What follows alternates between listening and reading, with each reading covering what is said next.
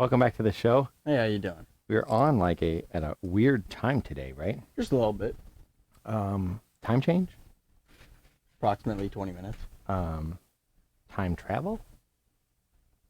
Only regressing. I feel like if you send someone to space and they come back, there's like some kind of a weird time travel dilation or something, right? Yes. I feel like they have the atomic clock and another one, and they don't match up when they come back or something like that. I think it was a year in space is like 15 years or something on Earth. It was some massive dilation. That's a massive dilation. I Yeah. was thinking like a couple of minutes. There's a I'm not There's a talking lot about of it. from a movie. I'm talking about real life. I know. Okay, I think I okay. saw Neil deGrasse Tyson tweet about this. Okay, we're gonna Google this, not on Wikipedia, just for you folks out there. So this is legitimate, real news. Okay. A clock in outer space moves more quickly than a clock on Earth. Heavier things like planets create a gravitational field that slows down time. This means that clocks on spaceships are far from any other planets tick faster than they would than a clock near Earth. But it doesn't say by how much. That's a great thing because that's what I looked for too. So if we go into space, we'll age slower. 1 hour in space is equal to 7 years on Earth. What? That can't be right. That can't be That right. ain't right. People would go to the International Space Station with like their families would be gone by then. It's talking about if you're around a black hole. Oh, okay.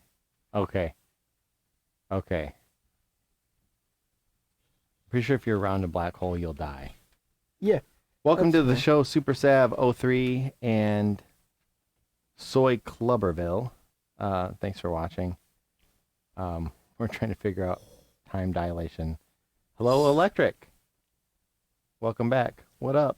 Scientists estimate that the heart, blood vessels, bones, and muscles deteriorate about 10 times faster in space than they do naturally aging. So do Okay, you age so faster in space? Time moves slower, but you age faster. I guess. That's not right. That doesn't seem... Fair. Well, yeah. Well, anything new happened to you since last week? Apparently I know nothing about space. Apparently, I That's- didn't know what. Yeah. I feel like there was like a few minutes difference or whatever. Yeah, no, isn't it like... I think it's like 5 to 7 minutes or something like that. Yeah, I don't know. I feel like that there But it was, doesn't matter because apparently you're 'Cause dying at an we accelerated didn't rate. die at an accelerated rate. In space. Well, on a good note, today is National Night Out Day. Well, if you're in space, it's a National constant night out. Constant Night Out. National Night Out Day.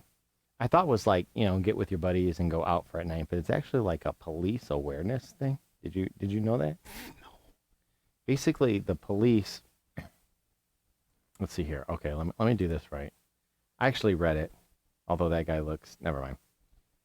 National Night Out Day is the first Tuesday in August. Promotes police community partnerships in neighborhoods across the country. The event focuses on community and raising awareness through camaraderie by improving area relationships. The hope is to make neighborhoods safer. So they do like drug prevention and town watch and neighborhood watch and anti-watch programs. Shouldn't you have a watch? If you have a town watch and a neighborhood watch, why would you have an anti-watch program?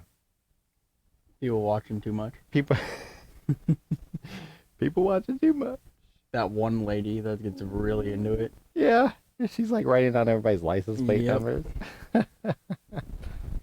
It looks like the National Association of Town Watch sponsors the National Night Out in the United States and Canada. The origins date back to the early 1970s.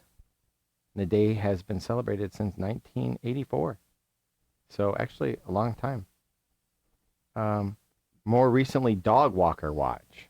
Dog walker walk. So walk your dog and watch what's going on. Yeah, in case your dog takes a dump in someone's yard. Your extra eyes and ears, and you just watch the community and make sure that everything's going good. It looks like there's multiple. Oh no, okay, these are the watches for the upcoming years, but we don't need to do that. So it's National Night Out Day. It's just kind of a neat name, Night Out Day. That is fair. It's a pretty neat name. Yeah. My next one is actually kind of cool, National Coloring Book Day. Did you know that like coloring in a book, and I think we did this on the show like a few months ago or whatever about like reducing stress? Did we actually do it here, or did I just think about thinking about it? No, I think we did do it. I think we did do it here. It sounds familiar. I know we go over stuff we can't get through all the articles, but like I Yeah. feel like we did. Coloring in a book actually reduces stress. I think so, right? Look, I remember reading it now. Well, hey. Let's see it. National Coloring Book on August 2nd recognizes the joy children and adults alike derive from coloring in pages of designs. Coloring and coloring books have always been popular with children, but over the years, adults have gotten more and more involved. Not just more involved, but more and more involved. We're doubling up. With coloring, obviously. Adult coloring is a huge trend. Obviously, adult coloring is now a huge trend. Obviously, now. Obviously. Because it's like, of course. If you because don't it's know, not just who are more, you? but it's Yeah, more no, it's and more more. and more. We doubled So up. it's obviously, obvious. it's obviously a huge trend. Exactly. Many find that is not only fun, but a great way to reduce stress. There you go. There it is. We've done it. Yes. We cracked the case. Not only We did it. Not only did we, I think we learned something. What did we learn? I don't know. This is the problem. Should we be learning stuff from the show? I feel like yes. I guess. I don't know. Probably, right? But my last and favorite day today. You wanna break it to everybody? No, I think you got this. This is your favorite day. I'd hate to take this from you. This is National Ice Cream Sandwich Day. Okay. I love ice cream sandwiches. Okay. There's only an ice cream that I love better than ice cream sandwiches, and that's those like Flintstone push pop things. Can't say I've ever had one. What the orange sherbet push pops? Oh, those, yeah. Yeah. I've had those. Well, they used to be I've had Flintstone those. brand. Yeah, no. Yeah. Yeah, they used to have branding of all the Yeah. different characters and whatnot. But like the push up pops. Yeah, no, push pops are cool. Yeah. That's the only thing I think that's better I than an haven't ice cream seen sandwich. those in years. My third favorite is probably like a chocolate malt, and I think a lot of people don't like malt. I remember when I first started drinking it, I was like, this is kind of like it. But my grandpa liked chocolate malt, so I started drinking it because my grandpa liked chocolate malts, and then I was like, it kind of grew on me. Yeah. You know what I mean? Like, you get people who, like, you don't like something, but you eat it because somebody eats it, and then you're like, it's not too bad. You know? Can't say I've ever had a chocolate malt. When I was growing up, I loved sausage, and I Okay. didn't really care for bacon. Okay. But now, I actually like bacon. Yeah. And sausage is like, I can take it or leave it. Growing up, I loved sausage and bacon. Sausage wrapped in bacon. That too. And now, nothing has changed. Sausage wrapped in bacon and dipped in chocolate with sprinkles. Only Nutella. Okay. So, I don't know, you have any other national days or anything? I don't think so. I think need we an covered ice them cream all. sandwich. I need an ice cream sandwich, Super Sav. I need an ice cream sandwich. And I don't think we have any, do we? No, and we don't have any ice cream cones either because we finished those. Thanks for joining us, 420 FT1TC00L. Yeah. What up, 420? Thanks for watching. What up, 420? Let's go. Let's go. I'm feeling it. I'm really feeling it. So we can move to the good news, I guess. All We're right. kind of like ahead of schedule. Well, But I guess by a we little really bit. don't have a schedule. I'll We get really someone don't. share. Woo! We kind of just sit down, hit start stream, and then wing it from there. Yeah. So like normally we try to start at a specific time, and I see that like the last time we started there was like a bunch of people here, so 6 o'clock is a good time. Yeah. I think for us. But for some reason, like I'm super hot today. Like I'm feeling like I think I might be going through menopause or something. I'm getting like hot flashes. Like I had it earlier when we were like playing, the games. We I were was like, I playing- needed like a fan, so I moved Yeah. the fan. on me. You know, But you I started like stripping. yeah, you started stripping, then decided that wasn't enough. So you got up and turned on the fan and redirected the fan so it pointed at you. Yeah. At first, I thought I was kind of hangry at that point in time, but I did eat. Well, we ate chicken. Yeah, like your pound of meat and then Yeah. video gaming. Yeah, we ate chicken about half an hour before then, like so that shouldn't make sense. It's like an ultimate day. So I guess just getting into the article, my first article actually is pretty cool. You're a dog person, yeah? A little bit. So on here, this stray dog crashed a couple's wedding. Dude, when you first pulled this up, I'm like, why does he have a picture of a dead dog? It kind of looks like it. Like, why does he have a picture of a dead dog in the middle of a wedding? It kind of looks like this it. This is one of the worst photoshops I've one of ever the worst seen. photoshops. There he is, right there. Jumping up on him, and the guy's like, "Hey, dude, that's my wife." But anyway, this stray dog Yeah? crashed this wedding, and so these people adopted him.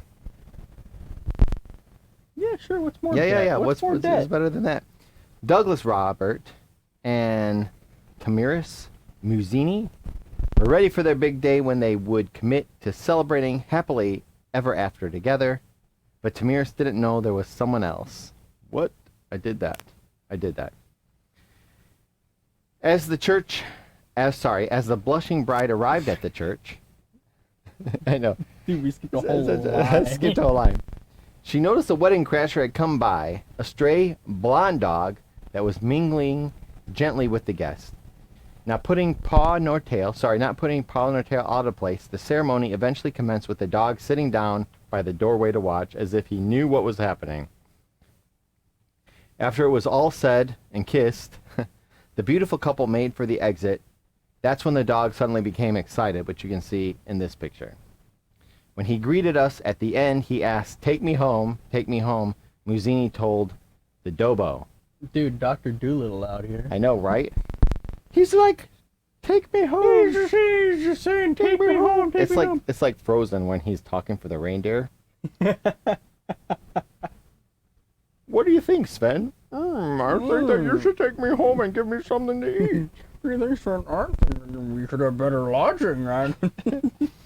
They decided in that very moment to make their happily ever after fit for three, adopting and naming the scrawny pooch Brea Caramello. Scars Abound suggests that his road to the door of the church that fateful day had not been an easy one. Why do I keep bumping that? But that's all behind him now. He's so loving despite everything he's been through. He still believes in the goodness of people. Muzzini added, he gives us hope. Instagram post suggests the three are doing very well, settling into a new lifetime together in stride. In stride. Have you ever adopted an animal from outside of any kind? No, can't say I have. My next one's an animal thing, but like, I remember catching a turtle once. Okay. And I put him in this bucket in the garage. I never thought about like what I was going to feed this thing or anything like that. You're like, ooh, turtle. Turtle. Who doesn't want a turtle? I mean, I want a turtle right now. And I went to the zoo recently and I found one of these like miniature turtles and they're like so tiny. Yeah. So small. Miniature turtles are just tiny little things. I want a miniature turtle. Like not like an aquatic one, but like a tortoise turtle. They're not very difficult to take care of. Yeah. I think you just, give them lettuce every once in a while. That's it. And they just, kind of mosey on. And that's Make good. sure you clean the shell. We've adopted a couple of cats from outside, but like, I remember capturing multiple praying mantises in my time, and I kept them for a while. They're difficult to watch them eat. Since they eat, like, live prey. It's a little creepy. Yeah. It's a little creepy. But you've never adopted anything from outside? Nope. Just too busy. Didn't care. Didn't care. I had my own stuff to deal with.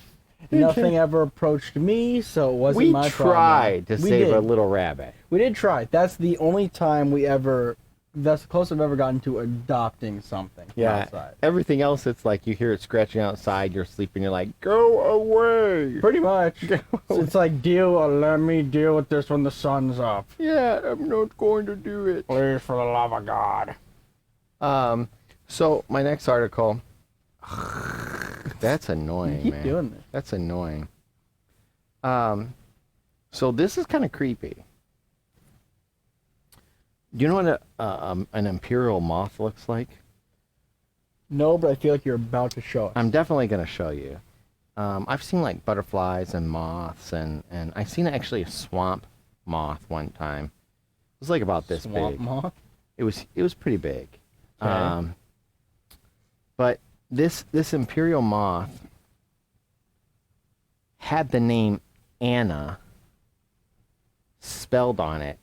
Okay. Like it grew that way Okay. in like yellowy colored letters. Okay. And the name Anna is right underneath what looks like a face. Is that crazy? There's like 2 2/3 months left until October, bud. I know, right? But like it looks like a face.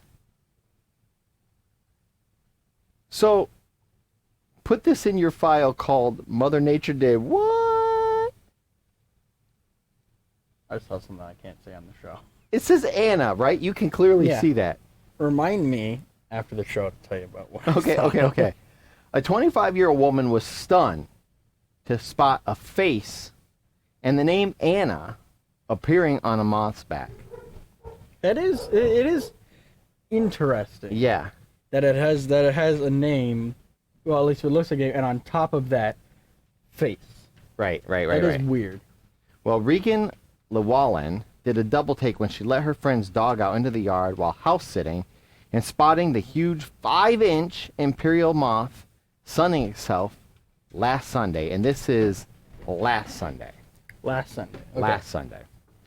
She noticed yellow markings on its brown back that perfectly spelled out Anna underneath an eerie-looking face. Regan said she got goosebumps when she spotted the face and the name on the bug's back. Whipping out her phone to take a picture, she sent it to her mom, who said she could see a little girl with pigtails. The pigtails might be pushing it. You can kind of see them right there. See, I do not. There's like the a head, face. a face, It's and the kinda there. hair. I don't Like, really see the pigtails. There's a though. pigtail right here and here. So it's just the Wendy's logo. Regan is convinced that the spooky sight is a sign from a spirit called Anna, reassuring people that she's okay in the afterlife. That face does not look okay. That looks like the face of agony. That does not look like an okay face. People began tagging friends named Anna and commenting about the face resemblance to famous people like Charles Manson, Jimi Hendrix, Bob Marley, and Jesus. Jesus. Yeah, I've never seen Jesus Anna. with pigtails before. Jesus. Yeah. Anna. Yeah. Well, the natural design of any imperial moth makes it somewhat easy to see a face in many of them, but the well-proportioned letters A-N-N-A are more remarkable.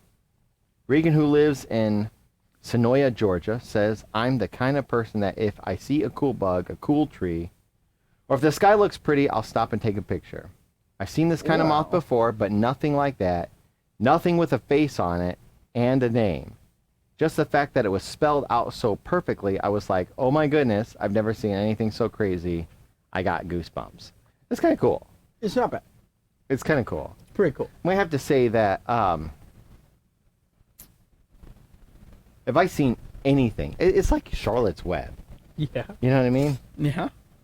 If you like saw a bug, I mean, that said, you know, run. In the spider web, run. Run. And Run you're like, fast. ah! Ah! Yeah. I'd be like, run? Run from what? You'd be like, I ain't got running anywhere. It's a warning to the flies. You turn around, there's like a kid with yellow or red balloons. And I'm like, you selling those? I know, right? $5? So, speaking of running, I guess not really running, Yeah, speaking of but running. possibly swimming. Swimming, okay. Um, Physical activity. Physical activity. Let's see where I'm at in the show. Okay, we got time. So, you a good swimmer? Did you just spend like a whole day at the water park or something somewhere? Yes. I've spent quite a few days so far this summer at the water But place. not swimming. Just No. We do a lot of swimming. I just wouldn't call myself a good swimmer. Okay. Just because I can stay afloat doesn't mean I know what I'm doing. So, I went on this trip recently on my birthday, and I used to be able to just like jump backwards, kind of like, right? And I could float on my back. I could cross my ankles Yeah. and just lay there and float indefinitely, Okay. just without doing anything at all. Okay. And I found out that like I can't What do you mean? anymore. So I'm fairly confident that like body fat floats. Oh, it does. 100%. Well, I've lost body fat. And so now my legs just kind of like slowly fall down. And once they go straight down, it pulls me down under Yeah, with because it. then you teeter forward and I start know, going down right, as you're teetering. Right. And so it's a bad situation. You know what I mean? I don't know. No matter what I've weighed, I've always floated. So there was this place where we used to go. Actually, I think I took you there once. Maybe. You've been there several times, actually. Okay. Not necessarily with me, but like, there's this pool that's like 12 feet deep or something, Okay. and I loved it because I could take the Superman pose with my hands, fists at my side, one knee up, other leg pointed, Yep. and I could hold my chin up, and I could float again indefinitely in the straight up position and the Superman position. All right. This other pool wasn't deep enough for me to try that, but I'm scared That's to fair. now. I really need Yeah. to. I feel like I need to. Superman's about to get a lesson in I flight need to. really quick. Like, if you ever find yourself in a position where you're out at sea, or you got drugged out to sea, or wherever, and you don't have body fat to help keep you floating, what do? You're at the mercy of, The current. getting help. And that's what leads us to my next article. This drone, right here, this one. It was all build up. It was all a build-up. It was all It was all a build-up.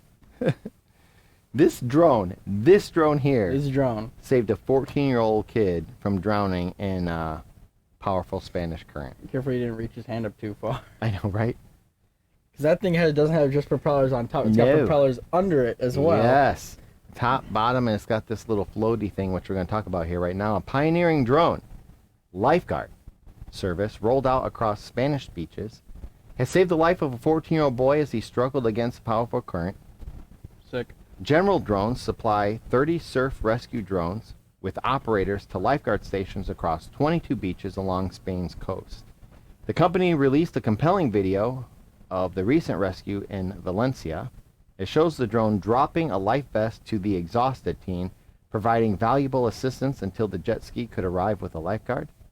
They told Reuters, because of the heavy waves, it was a complicated maneuver, but we finally managed to give him the vest and he could float until the lifeguards reached him. What they need is they just need one of those big drones and just have the kid grab on the rail and just pull him up. Pull him up. Pull I him know. out of the water. Actually saw one of those. Just recently, and yeah. you're flying over the. I think like with the waves moving and like the rope Oh, it moving certainly around, would it'd be- not go be great. hard, especially if you're already trying to keep float. You got to get it and got to get it underneath you. And then what happens if you raise the kid up and then he didn't strap down and then you drop him or something? You know what I mean? It would be bad, I guess. But I don't know. I don't know. I don't know, man. I don't know. My next one's kind of a religious thing. Okay, religion. Yeah, a religion, specifically Hinduism. You've already lost me. I've already lost you. I don't know anything about Hinduism. Like Buddhism, Hinduism, you got Christianity and atheism, and although I guess that's feel probably like not necessarily a Anything religion. I can say will be blaspheming to some religion. Yeah, probably shouldn't then. Well, religious practices have preserved about 125,000 sacred groves in India, growing a conservation success. Sweet, dude. Yep. Belief in Hinduism and other folklore has an incredible capacity to protect biodiversity in India, where devotees possibly protect 125,000 sacred forest groves containing hundreds of species. Sacred groves in India are patches of land that are continually protected with religious zeal that at the same time tend to be relic forest segments. Inside traditions often lead to the protection even of animals that the broader civilization would find undesirable, like snakes. Preserved and mostly associated with temples, sacred groves are culturally important to the people of India, but also harbor How do you incredibly dense amounts of biodiversity. I'm going to put that up here. How try about for the that? best? A landmark paper published in 2017 used a case study of two sacred groves in the western Himalayas to extrapolate their influence on biodiversity in the country. Hariali Devi is located above Kodima village at an altitude of 4,200 feet in Yep. I just can't win today. Yep. I don't even know where to start. Rudraprayag in the high northern Indian state of Uttarakhand. Inside the temple contains a bejeweled idol of Mai Hariali Devi astride a lion and is an important center of local festivities. Within this relatively small space were 80 species of plants, 12 kinds of mammals, 9 species of birds, and 7 species of butterflies. The neighboring Tugnath Sacred Grove even included black bears. Other studies have confirmed the incredibly rich biodiversity in sacred groves and their tree species, according to a 2018 study. There were 144 tree species recorded in sacred groves in the central western Ghats, compared to 91 species counted in rural forests in the region. It's something which is ingrained into every Hindu worshiper. Temples, trees, and ponds are all meant to be collective space of worship. Lakshaman, a priestess in Palalama temple in southern India, told the BBC. All manner of institutions are beginning to recognize the value of these groves to the natural heritage of the country, as well as to the country's ambitious reforestation goals. Sorry, I'm having a hard time. It's not working well for The Implied Environmental Research Foundation has helped restore 80 of these sacred groves across the western Ghats mountain range, while simultaneously helping locals switch from destructive logging to cultivation of commercially important fruit species that happen to be the favorite haunts for endangered hornbills and tree pangolins. The foundation, an environmental nonprofit in Pune in western India, is involved in building man-made sacred forests known as Devrasis. I know. To date, they have preserved 119 species of plants, including the giant crepe myrtle and Indian coral tree, also called Pangaria or flame of the forest. While they can't support India's biodiversity on their own, their existence is both romantic and practical for the policymaker looking to try and protect the country's wild places. So, I mean, it's kind of cool. It's not bad. It's kind of cool. It's kind of cool that they are. It's just a belief system, you know what I mean? Right. If you could get like a belief system, it could be anything, like don't throw your trash on the road. Yeah. Or if you are a smoker, don't flick your cigarette butts outside the car. Yeah. Which is kind of weird because there actually is an ashtray in there. There is. But there are places where it's just a cultural thing, you know what I mean? Yeah. And so their religion is protecting and kind of growing things, is kind of making things a better place. I would just like to give a shout out to Lizzie Beth and Lurks. Welcome back, Lurks. Oh, big I know man Lurks, he's let's already go. here. Yeah, he's always here. But yeah, thanks for watching. Anything you got? I mean, the statues probably look cool. The statues do look cool. I actually had a picture of it, and I didn't put one up. That's all right. Maybe next time. But I wanted to segue into from the religious aspect of growing sacred tree groves Okay. to something local here. There's a village that tackles speeding. I kind of like speeding personally. If you've ever been on a long road trip, right? And you've got like 600 miles to go, right? Yeah. If you could speed just 10 miles an hour above the speed limit, you've got like a 12-hour trip. At 10 miles an hour, you could get 120 miles further down the road, which would save you about 2 hours worth of time. That's fair. And that's only 10 miles an hour over. Yeah. I mean, that's a big jump. That's fair jump. That's a fair jump. Well, just recently, all across the United States at least, there were several counties and state police that just did like a speeding awareness something. Okay. Statistically, I guess there are a lot of fatalities between like June and September, I think. Anyway, our local county that we live in right here, I don't want to Okay. say the county. Yeah, no, name, that's fair. like just wrote like 47 tickets or something, and they had like 60 citations, and just to kind of raise speeding, Ooh. you know. So this town here tackles the speeding problem by planting thousands of flowers along the side of the road. Here's a picture. Those are flowers. Because drivers tend to slow down as they pass by them. Mm-hmm. Yeah? Explain Yeah. this to me. I know, right? Wildflower meadows are beautiful. Okay. Most people, you know, you got that phrase, stop and smell the roses, right? That is fair. Wait, isn't it? No, it's not wake up. Wait, is it wake up and smell the roses? I think that's a coffee thing. I don't drink coffee. I don't drink coffee. So I don't know. Wake up and smell the roses. You got like your significant other in bed and you just like wake up and smell Wake the up and roses. smell the roses. You just shove a bouquet in whack her up, face. whack up with it. Just whack them with a bouquet of flowers. Well, wildflowers are beautiful. Meadows are beautiful. So beautiful, in fact, that a village in Britain has found that they act as natural speed traps. Britain has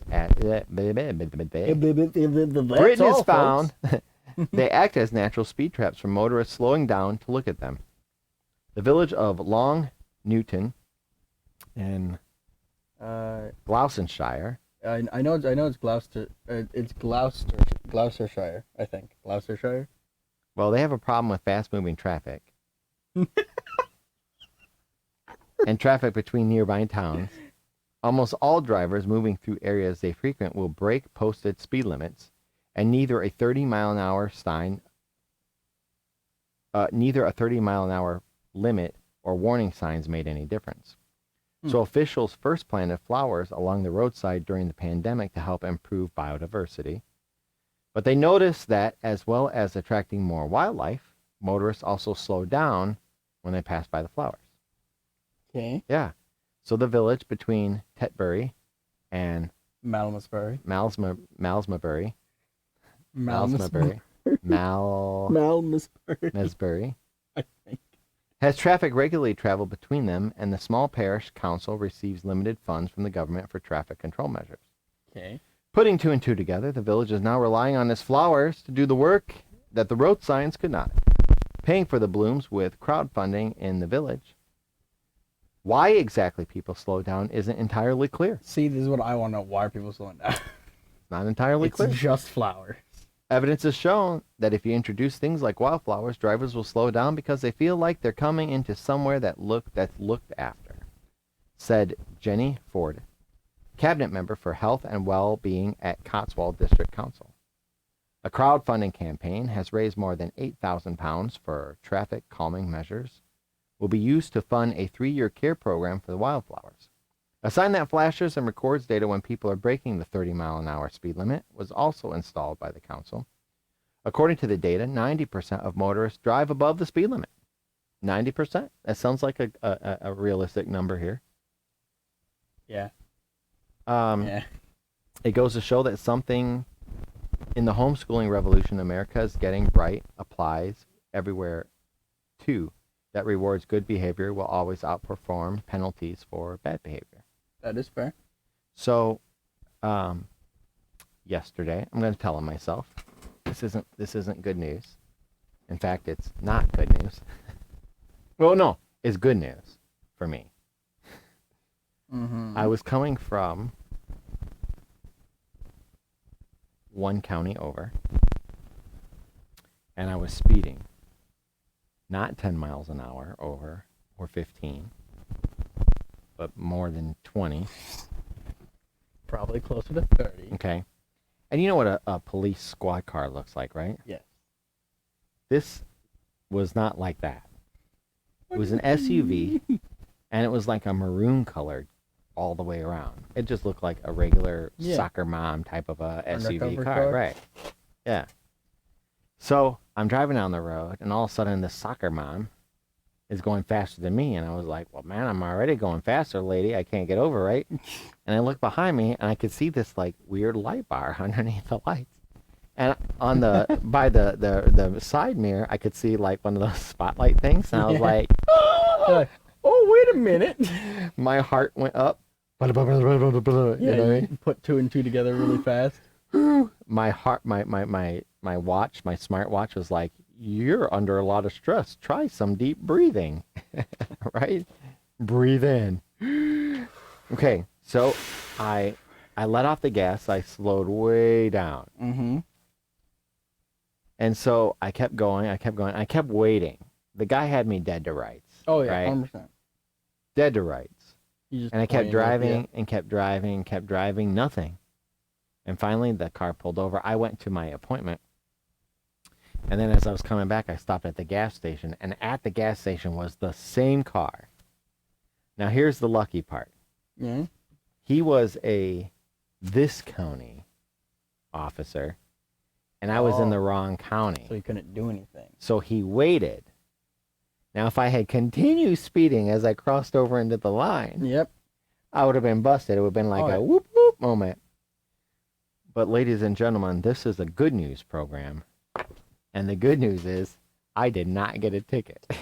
That is awful news. No, that's great news. That is good news to you. That is an awful message. No, it's not. That is an awful I just said that 90% of the people out there speed. Yes, but I'm saying that good news, I didn't get a ticket. Great, but at the same time, it also kind of feels like you're telling people, hey, it's okay to speed if you're not in your county. If the cops from your county happen to be in the wrong county with you, they can't touch you. Now, the state police, I would have been in trouble. Say state police on the other state police. Anybody else would have been in trouble too. State police are scary. They're scary. They're scary. Driving down the highway, doing about 95. Yeah. Keeping up with the flow of traffic.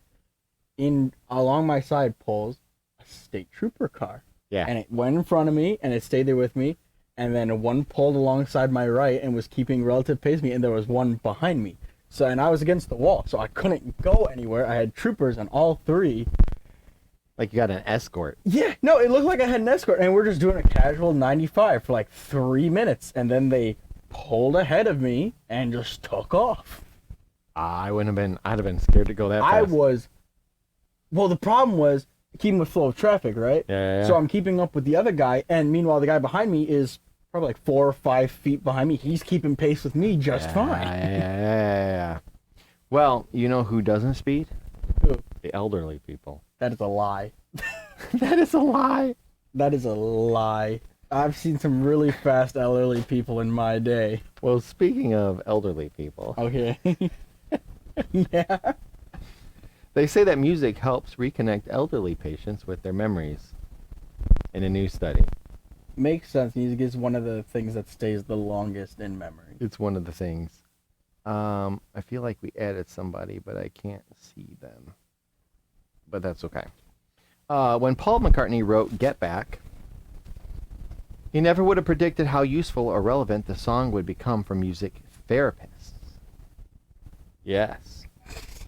There are music therapists out there. Music therapists. Leave that anger, darn it. Do-do-do-do-do. It's like the Pied Piper, yeah. It's later, it's like, so what's been on your mind? It's like, well, I've been feeling really stressed lately, and just starts shredding Well, a they have guitar like riff. those singing glasses, and you can be like, Yeah. oh, You know, like the opening scene of Back to the Future where he just strums once, and it just, what's got you feeling down today? Boom. Well, the song's refrain, "Get back to where you once belonged," might as well be a therapist encouraging a dementia patient to recall a distant memory. In a new research, Psyche Liu, an associated professor of music, is attempting to do exactly that. Liu found out that for older adults who listen to some of their favorite music, including the Beatles, connectivity in the brain increased. Specifically, Liu and her multidisciplinary team of music therapists, neurologists,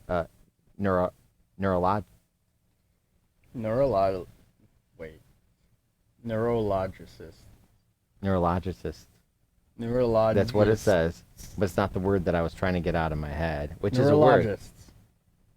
Well, and geriatric psychiatrics. Oh, we can say that one just fine, but neurologists, man, Yeah. that really got us. Discovered that music bridged the gap between the brain's auditory system and reward system, the area that governs motivation. There's something about music. Okay, this on a side note.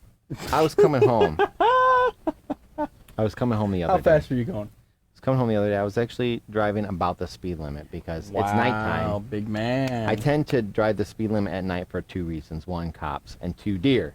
That is fair. Yeah. That is fair. And the deer scare me more than the cops. The deer do scare me more than the cops. And the cops scare me. Because, yeah, no, sure, the cops scare me, but at least the cops will leave my car Yeah. intact. So I'm driving home. I'm kind of tired. I'm kind of fatigued. And so I turned on like this orchestra music that come from like movies, Okay, like just the Hans intense Zimmer. music. Just turned on Hans Zimmer. Actually, one of them was the theme from Deus Ex, the original Deus Ex one, the Human Revolution one. And the other one was like one of the scenes from one of the Star Wars movies. Okay. Cranked it up, the volume up, and like your brain just goes like dun dun dun dun dun dun dun dun dun dun dun dun, and you're driving down the road, and like I was awake as I'm playing out this fight scene in my head, like dun dun dun dun dun, you know what I mean? So Yeah, no, I get Yeah, you. I don't know where I get you, got 'cause lost. I'll be driving home from, like, partying with friends at, like, 2:30 in the morning, and I'll just, 2:30 in the morning, I'll be going to speed limit, just rock and roll, never forget. yeah. Just It keeps going you awake. down the road. It keeps you awake. You Yep. keep singing, you like bob your head. Well, there's something about music and this functional connectivity between the auditory and reward system. That's why music is so special and able to tap into these seemingly very general cognitive functions that are suddenly very engaged in folks with dementia who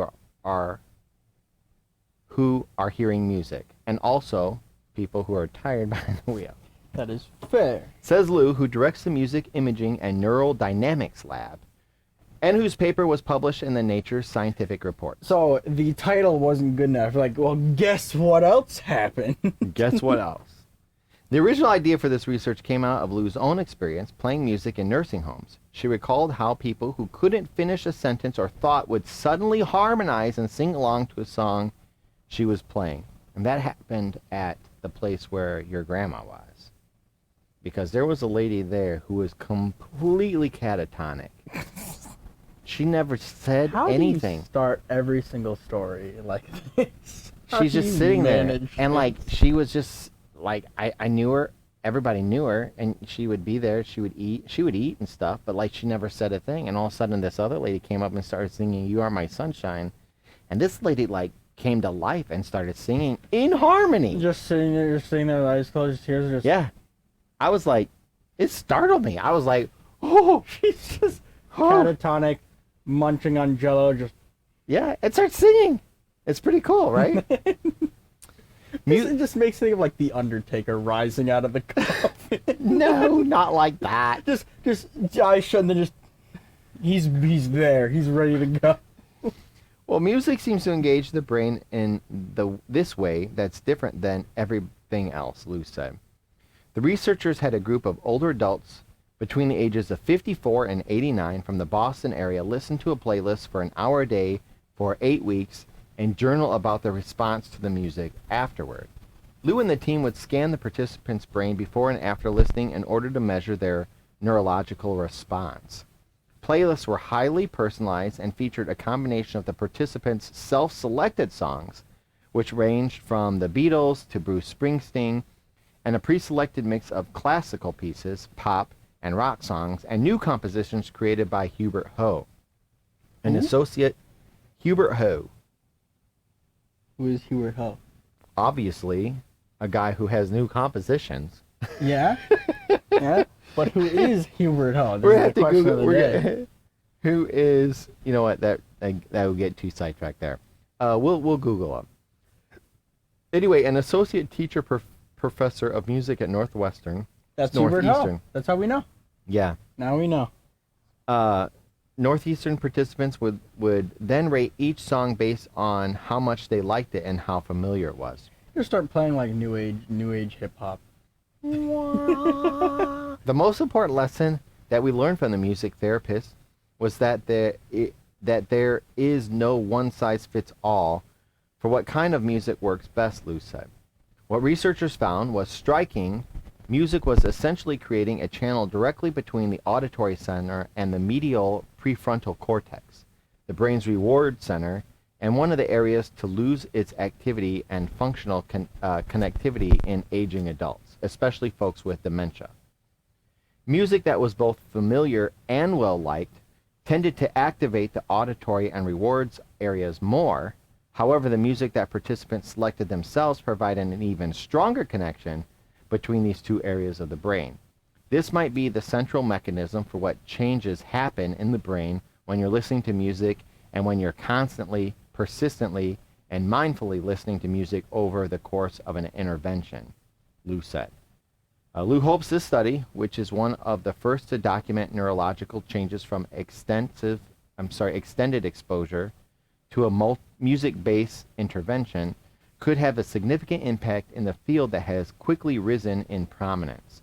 The National Institute of Health is currently pushing initiatives around music therapy, and the AARP's Global Council on Brain Health recently convened a panel, which Lou served on, to examine evidence of music's influence on brain health.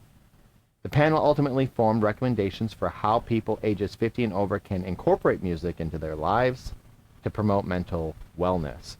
Music's ability to calm older adults and people with mental illness is well documented, but what's less known is how and to what extent music can improve memory, cognition, and executive function. That's something we're working on right now, and I think there might be something about the fact that music is an art that unfolds over time, Lou said. For example, you're listening for a beat, and then you tap your toe to the beat. That kind of progress engages the brain's reward systems and cognitive systems in a way that might be beneficial for long-term cognitive function. Moving forward, Lou hopes to extend her study to older adults who have cognitive and neurodegenerative disorders, people who might benefit even more from the effects of music therapy. We're trying to design these new therapies to take advantage of the rhythmic properties of music and the rhythmic properties of the brain, and tuning the neural populations towards the acoustic signals from the music might be useful for improving cognition. All right. Yeah. We got through neurodegenerative really well. Yeah. I was really proud on that one. Well, and my next article kind of goes hand in hand with this one. Yeah. So, I like music. I mean, you're a musician, yeah? You're a trumpet player? Yes. Anything else? No, we used to make music in Fruity Loops and whatnot on the side, but that's about it. Music in what? Fruity Loops. Fruity Loops. Fruity Loops. Okay. Program. Oh, okay. I'm thinking like you're eating a bowl of cereal. The cereal and you're like blowing bubbles like a straw as someone taps on the side. He just got like a mouthful of. Okay, you lost me.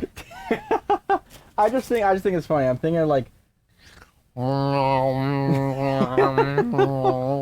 the different like music that we play, because like right now with the people, it'll be like swing music and whatnot, probably stuff around that.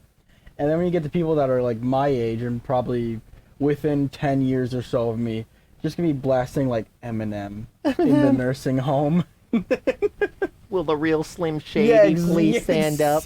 We're gonna have a problem here. It just that's it. Every nursing home just boombox Eminem going.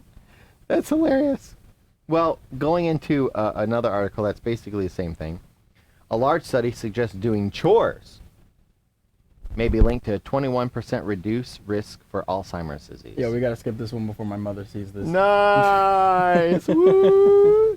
Cooking, cleaning, and gardening may be linked to reducing your risk for developing Alzheimer's by more than 1/5, which is 21%. All right. According to a new research, the study that looked at more than 500,000 Brits also found the biggest protective activity to be regular brisk walks or bike rides, which were linked to a 35% reduction in the onset of the disease. The other vital factors was meeting up with family and friends, which associated with a 15% reduction. The study looked at the effects of these activities as well as mental activities and the use of electronic devices in people both with and without higher genetic risk for dementia. Many studies have identified potential risk factors for dementia, but we wanted to know more about a wide variety of lifestyle habits and their potential role in the prevention of dementia, says study author Huang Song, MD, PhD of Sichuan University in China. Our study found that exercise, household chores, and social visits were linked to a reduced risk of various types of dementia. The study involved over 500,000 people from a UK database without dementia with an average age of 56. Participants filled out questionnaires at the beginning of the study, including one on physical activities. They were asked how often they participate in activities such as climbing a flight of stairs, walking, and participating in strenuous sports. They were also asked about household chores, job-related activities, and what kind of transportation they used, including walking or biking to work. Participants completed another questionnaire on mental activities. They were asked about their education level, whether they attended adult education classes, how often they visited with friends and family, visited pubs or social clubs or religious groups, and how often they used electronic devices such as playing computer games, watching TV, and talking on the phone. Additionally, participants reported whether they had any immediate family members with dementia. This helped researchers determine if they had a genetic risk for Alzheimer's. Study participants were followed for an average of 11 years, and at the end of the study, 5,185 people had developed dementia. Yeah, after adjusting for multiple factors such as age, income, and smoking, researchers found that most physical and mental activity studies showed links to the risk of dementia.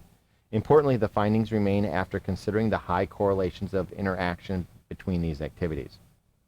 People who were highly engaged in activity patterns, including frequent exercises, household chores, and daily visits of family and friends, had a 35, 21, and 15% lower risk of dementia, respectively, compared to people who were the least engaged in these activity patterns.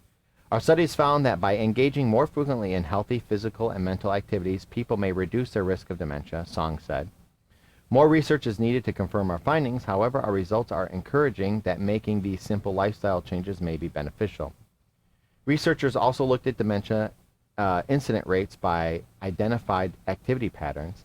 The rate in people who exercise frequently was 0.45 cases for every 1,000 people.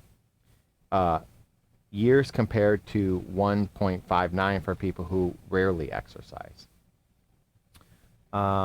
Those who frequently did household chores had a rate of 0.86 for every 1,000 compared to the 1.2 who rarely did household chores. People who visited family was 0.62 for every 1,000 compared to the 0.8. Basically, the research found that all participants benefited from the protective effects of physical and mental activities, whether or not they had a family history of dementia, okay? A limitation of the study was that people reported their own physical and mental activities, so they may not have remembered and reported these activities correctly. The research published this week in Neurology, the medical journal of the American Academy of Neurology, was supported by the National Natural Science Foundation of China, West China Hospital, Sichuan University, and National Clinical Research Center for Geriatrics. So you're only going to hear this on our show because we put these two things together. But if you want like the double whammy, the double super awesome effect, while you're doing your chores, listen to music. I'm just saying. I was waiting for you to figure out a way you could have weaseled drink coffee into that. Drink coffee. I was really waiting for it. Drink coffee while you're washing dishes and listening to Eminem. Yeah. Yeah. Just out here. Yeah. When the real Slim Shady stands up and vacuums the living room. With the real Slim Shady, please stand up and vacuum this darn rug. You're gonna come out really good. So, physical activities kind of leads us into my next article. How much time we got? We got time, yeah. Mm-hmm. So, were you were a soccer player, yeah? Yes. Any other sports? No. Did you want to do any other sports? No. Did you want to do soccer? Yeah, no, soccer was fun. And now you play soccer with little remote control cars. Yes. On a screen. On a screen.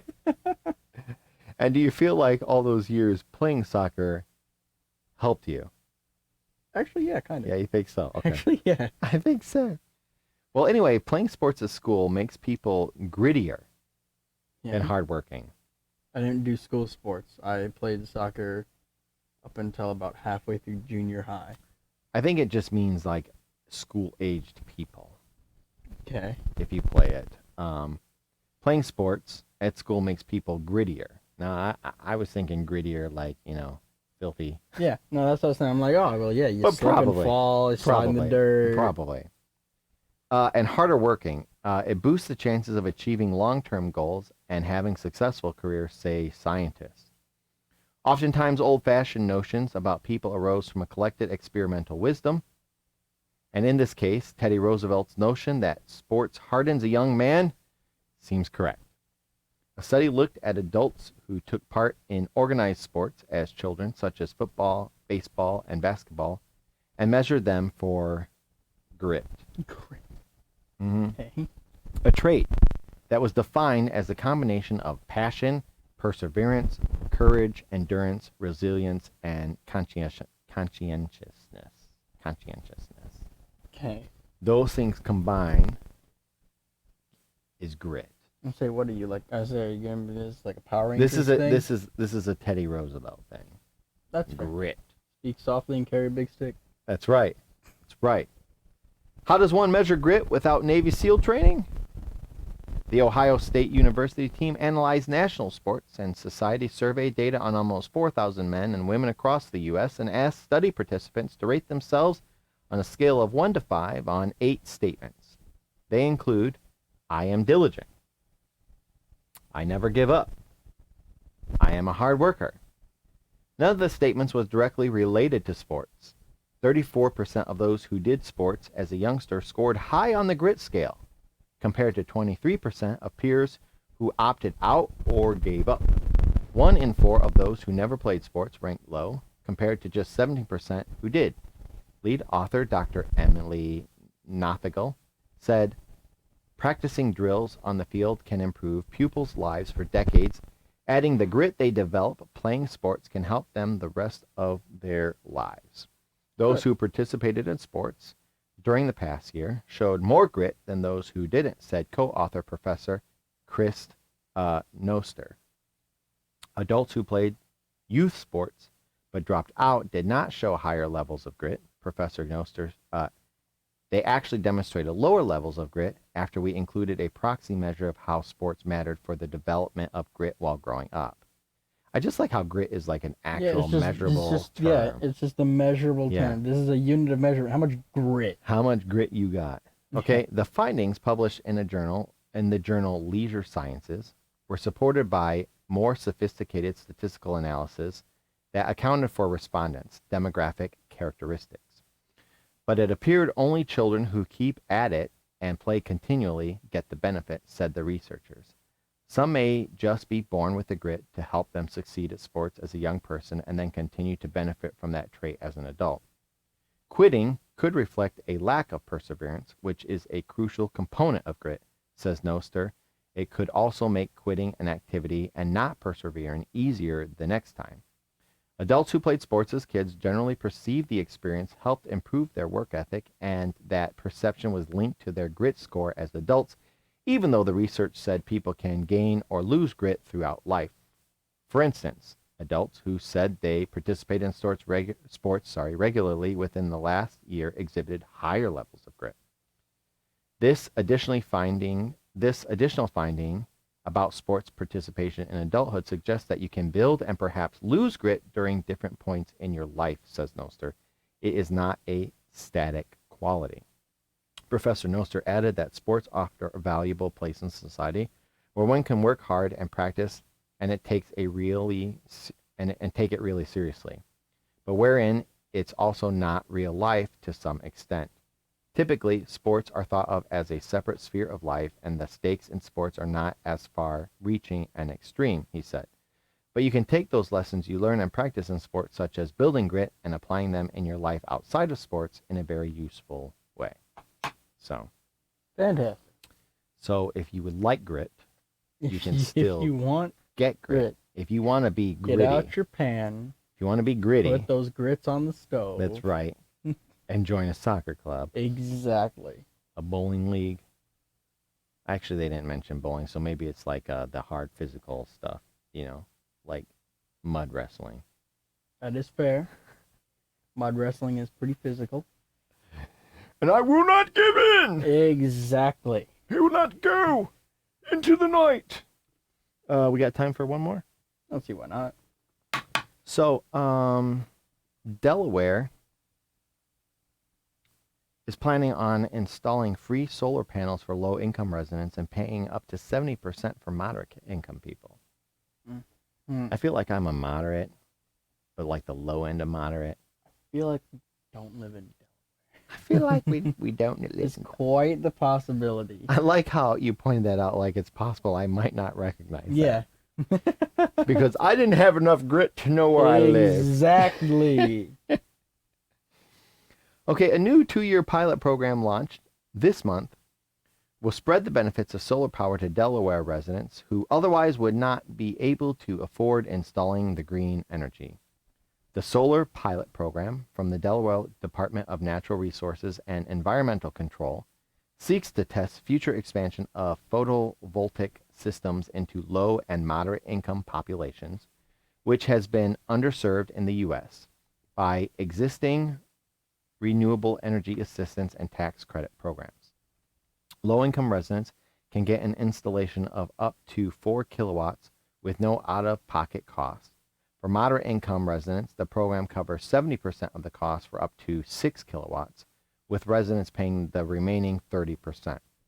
Low-income households must first apply through DNREC's Weatherization Assistance Program, and if you live in Delaware, their phone number is area code 302-504-6111. I guess we could put that on screen here, huh? Probably. If you live in Delaware, which helps renters and homeowners cut their energy bill. Canary Media reports that low credit scores are not going to affect eligibility, and households will qualify as low income if they live at or below 200% of the federal poverty guidelines. For a family of 3, the total income of $46,000 or less qualifies them for free solar. The thresholds for moderate income families are the median incomes for different counties, okay? Moderate income households must contact one of 3 approved solar contractors, CMI Solar and Electric, KW Solar Solutions, or Clean Energy USA. The homeowner chooses one of the participating contractors who then sends the application for the program to the agency. The experience is logged during the 2-year pilot program by the DNREC Division of Climate, Coastal, and Energy will be used to develop a statewide solar program. All right. So, solar panel. Yeah, let's just do one more. Okay. All right. I've got a couple more articles, but I'd like to do this one here. 250,000 pounds of plastic were cleared from the Great Pacific in a Dutch milestone. Sorry, in Dutch milestone. Nice. Yeah. So there's this whiz kid, Boyan Slat. Ever heard of him? No. Actually, don't know if I have his picture. Actually, I know I don't have his picture. He looks like a whiz kid. Okay. I'm just gonna go with that. Announced the Great Pacific Garbage Patch can now be cleaned after a prototype cleaning system proved successful. Since that development in August 2021, System O2, or Jenny, he calls it, whiz kid, okay, has now collected 220,000 pounds of plastic over 45 extractions, sweeping an area of ocean over 3,000 square kilometers, compared to the size of Luxembourg or Rhode Island. So, Rhode Island. Yeah, so Yeah. they've swept an area of the ocean that's pretty much as big as Rhode Island. 3,000 kilometers by 3,000 kilometers. Yep. I mean, that's a lot. That's a fair amount. Oh, no, wait a minute. But no, 3,000 kilometers squared. Sorry. That is still a fair amount. Yeah, it's still a lot. Yeah. Adding to the 7,173 kilograms of plastic captured by our previous prototype systems, the ocean cleanup has now collected 108,000 kilograms of plastic from the GPGP, more than the combined weight of 2.5 Boeing 737s or 800s, or the dry weight of a space shuttle, Slat wrote in his website. According to a 2018 study organized by the Ocean Cleanup to map the GPGP, the total amount of accumulated plastic is around 79 million kilograms, or 100 million kilograms if one includes exterior areas. Thus, if we repeat this 100,000 kilogram haul 1,000 times, the Great Pacific Garbage Patch will be gone. That's like huge. That's something. And they're already what, like 45? It said. I mean, they have like that. I've seen pictures of it. Have you seen it in the ocean? The like giant garbage thing floating there. While that's not particularly encouraging, since that 100,000 kilograms were extracted over a year, meaning 1,000 years would be needed to clean it up, SLAT has better ideas. System 3, which is expected to capture plastic at a rate potentially 10 times higher than System 2, through a combination of increased size, improved efficiency, and increased uptime, will be starting soon, SLAT said. The idea with System 3 will be to go big and to remove the need for support vessels, thusly reducing the cost of each ton of plastic removed, as the support vessels are the highest input cost. The capture area is nearly 2 miles in total, and despite the fact that it's essentially a net, the capture of fish or other marine life remains less than 0.25 percentage point than the total haul. That's good. Yep. Slat, despite his humanitarian brilliance, seems to receive his fair share of criticism, but in a recent Instagram post, he helps us understand just exactly how critical the work he is doing will be to the future of the oceans. Go kid.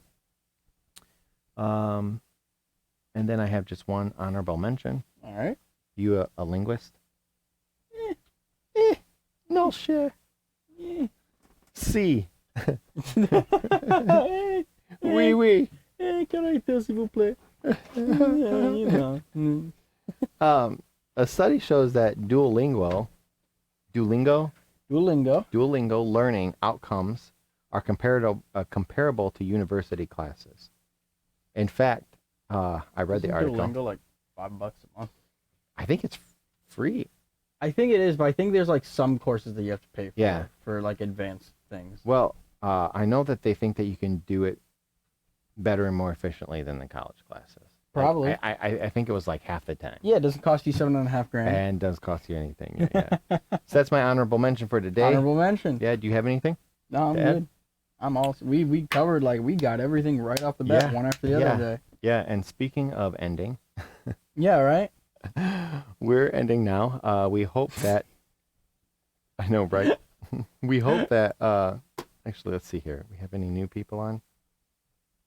I don't want to miss anybody. That is fair. Oh yeah. OX2, Farming Girl, Shy Puff. Thanks for watching. Thanks for joining us today. We'll be on next Tuesday at about the same time, I think. We're gonna aim for about 6 o'clock. Central. And Central Time, 6 o'clock Central Time. And we look forward to seeing you all next week. If you have any, if you have any, here's a Discord invite. If you have any articles that you'd like to send to us, send them to us there. We're always looking for stuff. We actually have quite a few people that do send stuff in. We appreciate it. Yep. We'll see you next Tuesday. Have a good one. Have a great one.